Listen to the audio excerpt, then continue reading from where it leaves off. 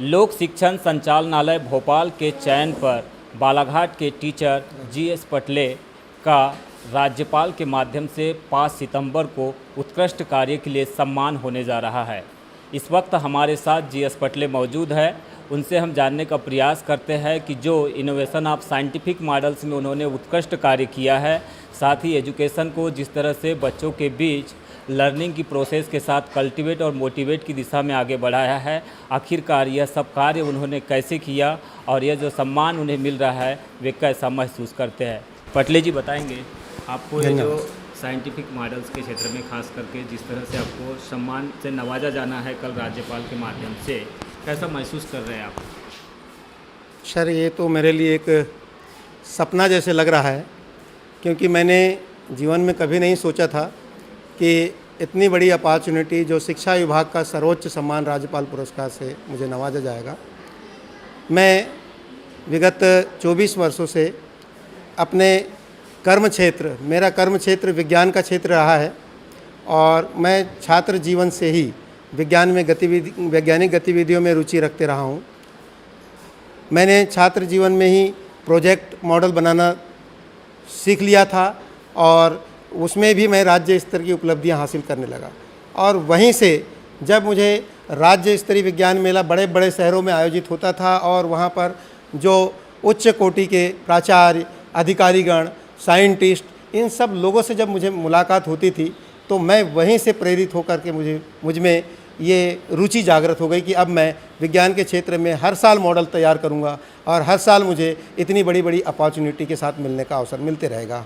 ये जो उत्कृष्ट कार्यों के लिए आपको सम्मान मिलने जा रहा है या पुरस्कार मिलने जा रहा है, बच्चों में किस तरह का पॉइंट ऑफ व्यू आप सेट करना चाहेंगे साइंटिफिक क्षेत्र में? क्योंकि हम देख रहे हैं कि खास करके भारतीय बच्चों में साइंस के प्रति बहुत ही कम समझ देखने मिल रही है।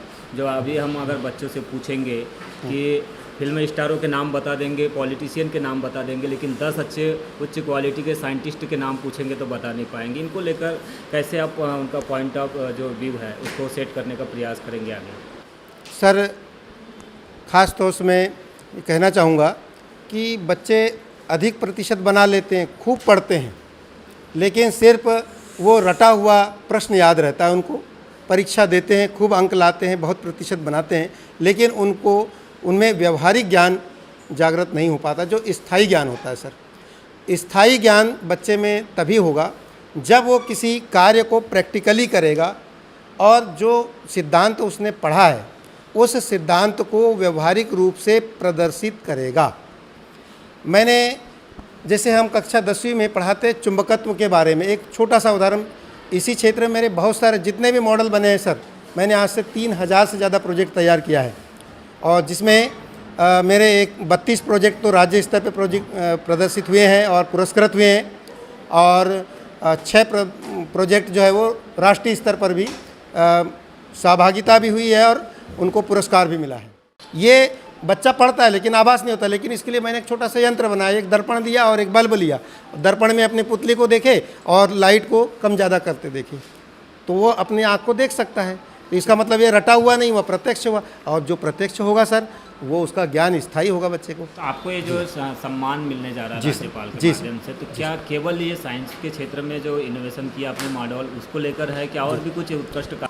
इसमें मैंने 15 शिक्षण सहायक सामग्री चलित और स्थायी रूप से बनाया। ऐसा नहीं कि कोई ड्राइंग शीट पे चित्र बना दिया हो या कोई खड्डे का या थर्मोकॉल का, नहीं, स्थायी रूप से बनाया। मेरे पास मॉडल रखा हुआ है चलित वर्किंग।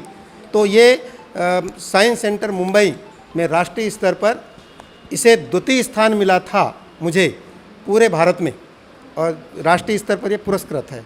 तो ये 30 अंक के तो पूरे मेरे शिक्षण सहायक सामग्री हो गई। जाहिर सी बात है कि आपको सम्मान मिलने जा रहा है आपके उत्कृष्ट कार्यों को लेकर, लेकिन आपने जो मॉडल्स बच्चों को मोटिवेट किया होंगे, बच्चों के मॉडल सिलेक्ट हुए होंगे, तो ऐसे कितने ऐसे टॉप लेवल के मॉडल है? 2-4 मॉडल बताएंगे आप साइंस के जो बताएं जिसके माध्यम से बच्चों का चयन हुआ, बच्चों को भी उत्कृष्ट कार्यों के लिए सम्मानित किया गया हो? जी सर, जो सर मेरे जो मॉडल थे जो उत्कृष्ट हुए थे उसमें सर मेरे द्वारा जो नियुक्त बनाई हुई शिक्षण सामग्री थी, जिसे मुंबई में पूरे राष्ट्र में द्वितीय स्थान मिला था, और समुद्री लहरों से जो विद्युत उत्पादन था सर, तो उसको दिल्ली में तृतीय स्थान प्राप्त हुआ था सर।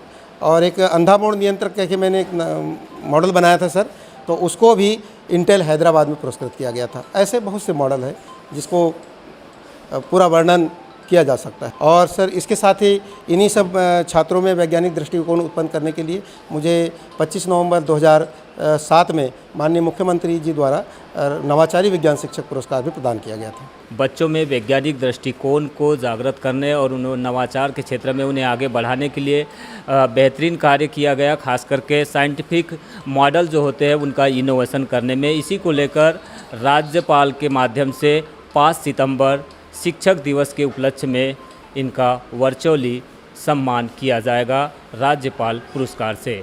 बालाघाट न्यूज़ के लिए यमलेश वंजारी।